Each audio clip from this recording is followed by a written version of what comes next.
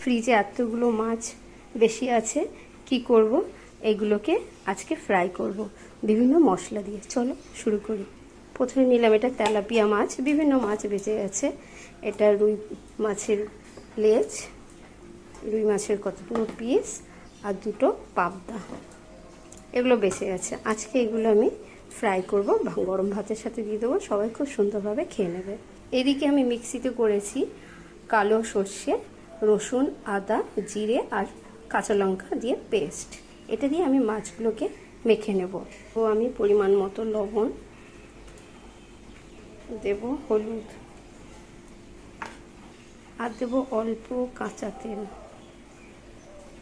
ভালো করে মশলাটা দিয়ে মাছটা মেখে নেব। এই যে রসুন দেওয়াতে কালো সর্ষের সাথে যখন মাছটা ফ্রাই হবে, এত সুন্দর একটা গন্ধ বেরোবে না, খুব ভালো লাগে। দিয়ে মেখে নেব। এই মাছটা যেহেতু বড়, একটু ছিঁড়ে দেবো পরে। এই যে সুন্দর করে আমি মাছটাকে মশলা দিয়ে ভালো করে ম্যারিনেট করে নিয়েছি। এরপরে এটাকে আমি ভাজবো। মাছটা ভালো করে ম্যারিনেট করে নিয়েছি। এরপরে প্রথমে আমি এই তেলাপিয়া মাছটা ছাড়বো কড়াইতে। দিকে প্যানে তেল গরমও হয়ে গেছে।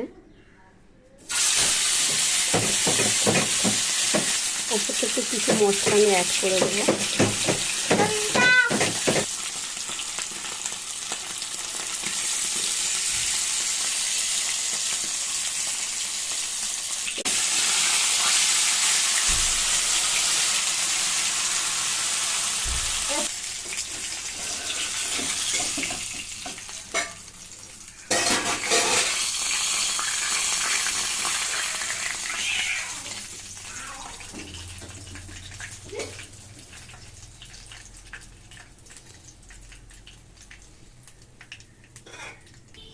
আরো শক্ত বানানো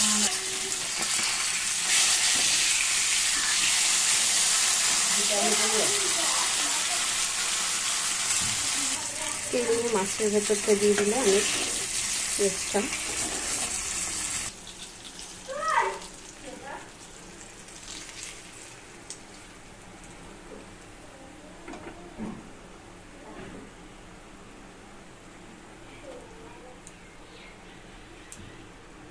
হয়ে গেল আমার ফিশ ফ্রাই।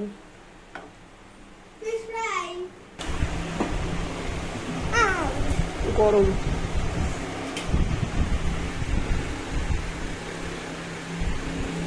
টাকা থামে, টাকাও এই তো থামি, টাকাও টাকাও এখানে টাকাও না।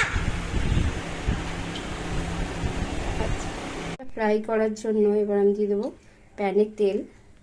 প্রথমে আমি তেলাপিয়া মাছটা ভাজবো। মশলার দিকটা আমি উল্টো করে দেবো। ওপর দিয়ে আরেকটু মশলাটা মেখে দেবো গায়ে।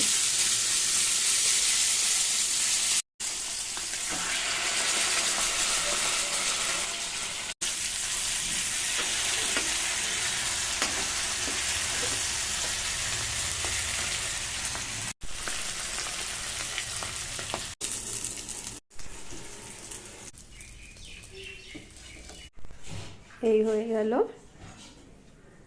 ফিশ ফ্রাই ঘরোয়া পদ্ধতিতে।